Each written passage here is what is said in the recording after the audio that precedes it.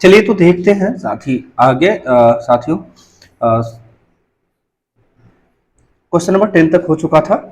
तो जो कि इस प्रश्न का सही आंसर क्या था, हड़प्पा सभ्यता के लोग निम्नलिखित में से किस देवता की पूजा नहीं करते थे। तो किस देवता की पूजा नहीं करते थे ये आप सभी बता सकते हैं। तो सही आंसर इसका क्या था, भगवान विष्णु की पूजा जो है नहीं करते थे। शिव और कबूतर स्वास्तिक ये जो है हड़प्पा के साक्ष्य से प्राप्त हुआ है। चलिए तो देखते हैं इसका नेक्स्ट प्रश्न क्या है। सही आंसर ऑप्शन 3 है, 3 में बी नंबर दिया गया है जो कि विष्णु। अगले क्वेश्चन पे आते हैं। सिंधु घाटी सभ्यता के लोग जो है किसकी पूजा करते थे। सिंधु घाटी सभ्यता के लोग जो है यह किसकी पूजा करते थे यह बताना है। तो सिंधु घाटी सभ्यता के लोग जो है किनकी पूजा करते थे। सही आंसर आपका क्या रहने वाला है, पशुपति यानी पशुपति की पूजा करते थे। पशुपति यानी भगवान शिव। ठीक है, चलते हैं अगले नेक्स्ट प्रश्न की तरफ। नेक्स्ट प्रश्न कहा जा रहा है, चौथी शताब्दी की शुरुआत में गुप्तों ने में से निम्न में से एक कौन सा साम्राज्य स्थापित कर लिया था। तो चौथी शताब्दी की शुरुआत में गुप्तों ने कौन सा एक छोटा साम्राज्य स्थापित किया था। तो वह कौन सा साम्राज्य गुप्त के द्वारा स्थापित किया गया था। तो सही आंसर क्या है, मगध। मगध जो है इस प्रश्न का बिल्कुल सही आंसर रहने वाला है। आते हैं नेक्स्ट प्रश्न की तरफ। नेक्स्ट प्रश्न है, सारनाथ कहाँ स्थित है। तो सारनाथ उत्तर प्रदेश में स्थित है। ऑप्शन बी जो कि इस प्रश्न का बिल्कुल सही आंसर होगा, ऑप्शन बी सारनाथ उत्तर प्रदेश में। जो कि बात करते हैं सारनाथ जो है किस नदी के किनारे स्थित है। तो सारनाथ जो है यह गंगा नदी के किनारे स्थित है। उत्तर प्रदेश के वाराणसी में जो गंगा ये जो है गंगा और वरुण नदी का संगम है। कौन सा नदी है, गंगा और वरुण नदी का संगम है। गंगा और वरुण नदी का संगम पे स्थित है सारनाथ। ठीक है, तो इतना सभी लोग ध्यान रखेंगे इस चीजों का।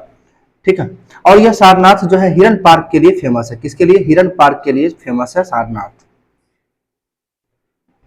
जहां पे जो है गौतम बुद्ध ने पहले धर्म की शिक्षा ली थी और जहां बौद्ध का संघ का अस्तित्व में आया था, बौद्ध संघ भी अस्तित्व में आया था, वो सारनाथ ही है। ठीक है, और इसे जो है इसी पताना के रूप में भी जाना जाता है। सारनाथ को अन्य किस रूप में जानते हैं, तो इसी पताना के रूप में जानते हैं। इसी पताना, आपसे पूछा जा सकता है एग्जाम में कि इसी पताना के रूप में निम्न में से किसे जाना जाता है। तो सारनाथ को जाना जाता है। सारनाथ किस धर्म से संबंधित है, ये भी पूछा गया है कई बार प्रश्न। तो सारनाथ किस धर्म से संबंधित है, यह जो है बौद्ध धर्म से संबंधित है। बौद्ध धर्म से संबंधित है। किस धर्म से संबंधित है, किस धर्म से, तो यह जो है बौद्ध धर्म से संबंधित है। चलिए आते हैं नेक्स्ट प्रश्न की तरफ। नेक्स्ट प्रश्न, इसका सही आंसर क्या, उत्तर प्रदेश है। कहा जा रहा है मिलिंद पन्हो में मिलिंद के बौद्ध धर्म से जुड़े सवालों का जवाब किसने दिया है। तो मिलिंद पन्हो यानी मिलिंद पन्हो एक पुस्तक है जो किसके किसके बीच का जो वार्तालाप है। तो ये जो है किनके किनके, नागसेन और मीनांडर के बीच, नागसेन और मीनांडर के बीच जो है ये मीनांडर मीनांडर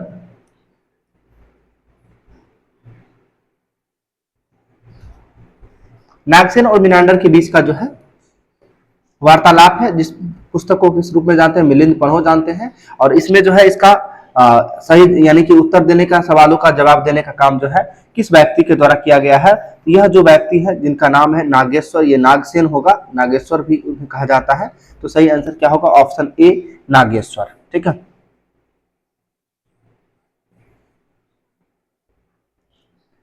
चलिए आगे आते हैं। नेक्स्ट प्रश्न है, निम्नलिखित वेदों में से किसे ब्रह्मा वेद के रूप में भी जाना जाता है। तो ब्रह्मा वेद के रूप में किन्हें जाना जाता है, कल के प्रश्न में भी इसका डिस्कशन किए थे, ब्राह्मण के लिए कौन सा वेद है।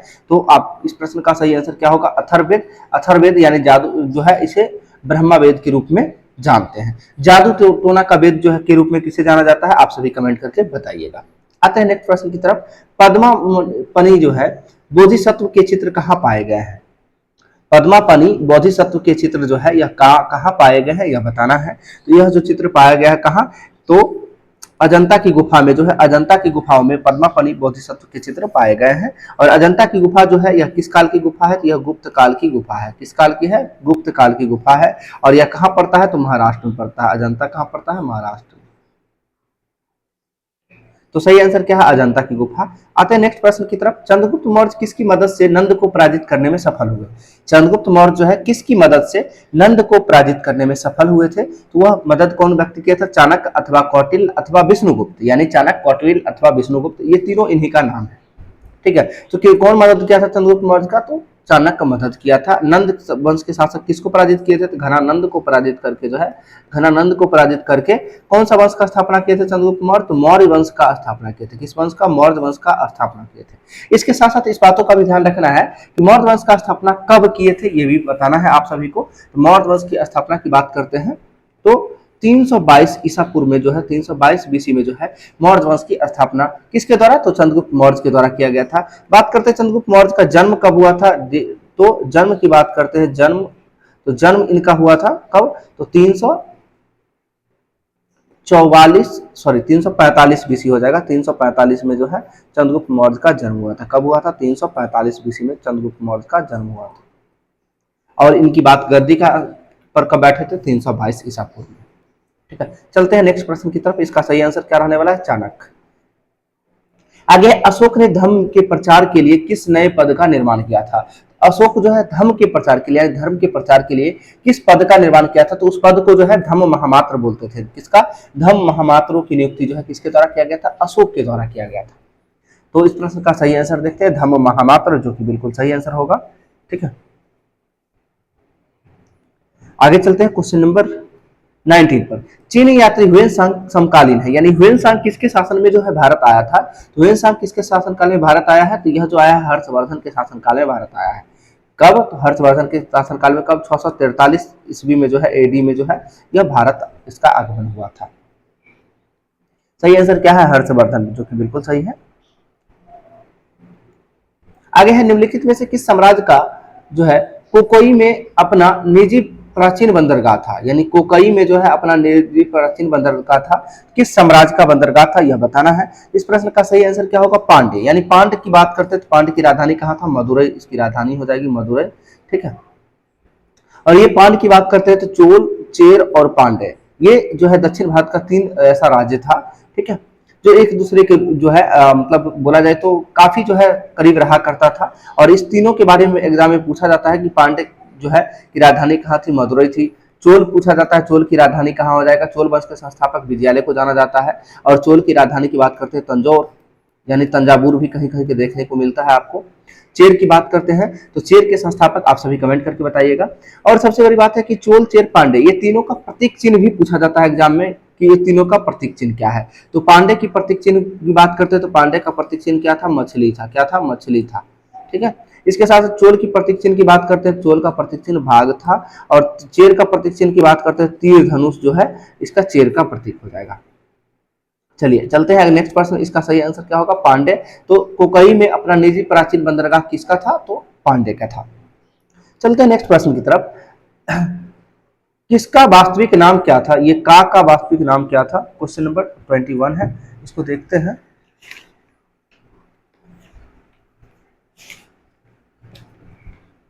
हाँ, आगे छूट गया है, ये बुद्ध का वास्तविक नाम क्या था, तो बुद्ध की बात करते हैं, बुद्ध का वास्तविक नाम क्या था। तो बुद्ध का वास्तविक नाम की बात करते हैं तो बुद्ध का वास्तविक नाम क्या हो जाएगा, आप सबको पता है कि सिद्धार्थ जो है गौतम बुद्ध का बचपन का नाम था। क्या था, सिद्धार्थ जो है गौतम बुद्ध के बचपन का नाम क्या था, सिद्धार्थ था। जो गौतम बुद्ध का जन्म की बात करते हैं 563 ईसा पूर्व में जो है गौतम बुद्ध का जन्म हुआ था। और इनकी मृत्यु की बात करते हैं 483 ईसा पूर्व में इनकी मृत्यु हो गई है। ठीक है, चलिए चलते हैं अगले प्रश्न की तरफ। कहा जा रहा है अशोक हो जाएगा, अशोक की लिपि को पहली बार पढ़ने में कौन सफल हुआ था। तो अशोक की लिपि को पढ़ने में पहली बार जो है सफल जो है कौन हुए थे, यह बताना है आप सबको।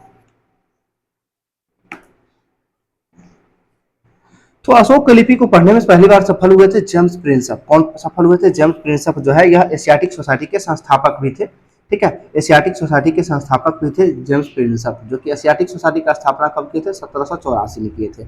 और पहली बार अशोक की लिपि को जो है पढ़ने में सफल हुए थे। आगे चलते हैं नेक्स्ट प्रश्न की तरफ। तो इसका सही आंसर जेम्स प्रिंसप ही है। निम्न में से कौन सा शहर चालुक्यों की राजधानी थी। तो चालुक्य की राजधानी की बात करते हैं तो चालुक्य की राजधानी जो थी वह कहाँ थी, बादामी या बतापी भी देता है। तो ये जो है बतापी का चालुक्य अलग है, ये चालुक्य की राजधानी कहाँ हो जाएगी, बादामी हो जाएगी। सही आंसर क्या है, ऑप्शन बी, बादामी।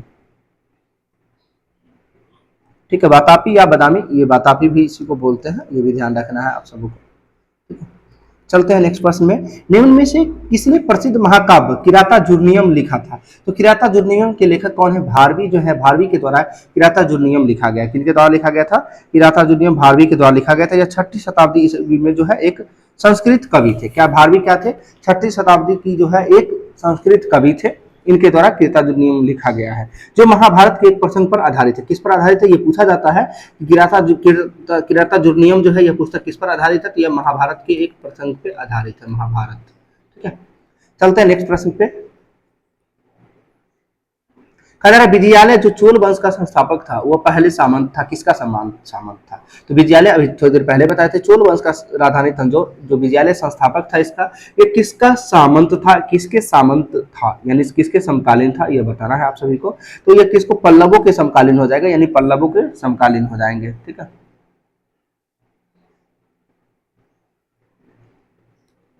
चलते हैं नेक्स्ट प्रश्न की तरफ।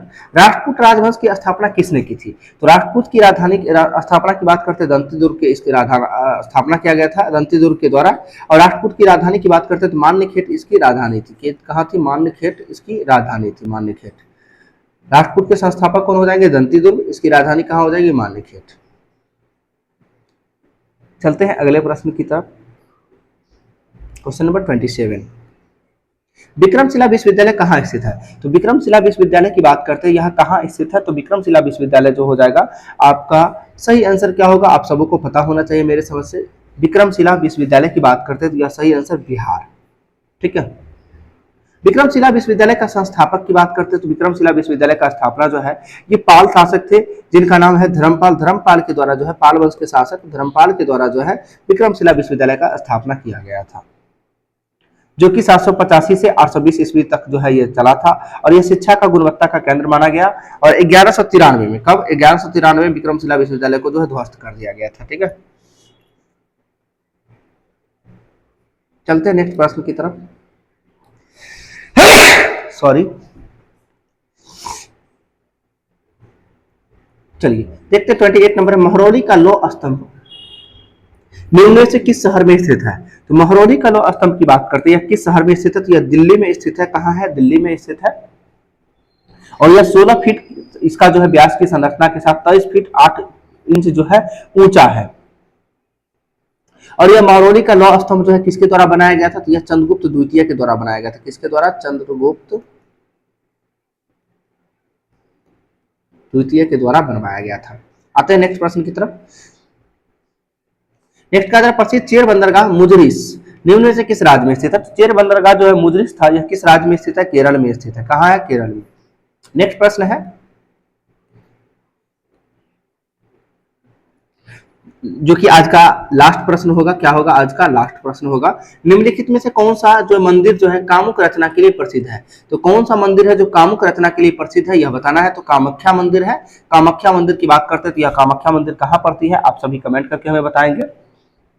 तो ये खजुराहो मध्य प्रदेश में पड़ता है, ये भी ध्यान रखना, मध्य प्रदेश में पड़ता है कामाख्या मंदिर।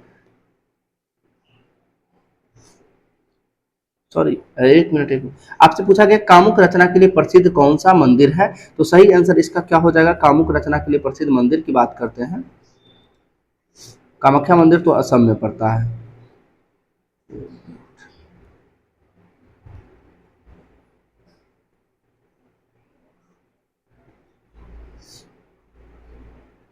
तो कामाख्या मंदिर की यदि हम बात करें तो यह आपका असम में है। लेकिन आपसे पूछा गया है कि कामुक रचना के लिए, तो वह मंदिर कौन सा होगा, खजुराहो मंदिर है। खजुराहो यह कहाँ है, एमपी में है, मध्य प्रदेश में है, जो कि किसके द्वारा बनाया गया था, चंदेल शासक के द्वारा बनाया गया था। सही आंसर क्या होगा, खजुराहो मंदिर हो जाएगा। ठीक है, इसको ध्यान रखना है। ये लास्ट जो कि बहुत ही महत्वपूर्ण प्रश्न था, जो कौन सा मंदिर जो है कामुक रचना के लिए प्रसिद्ध है, तो खजुराहो हो जाएगा।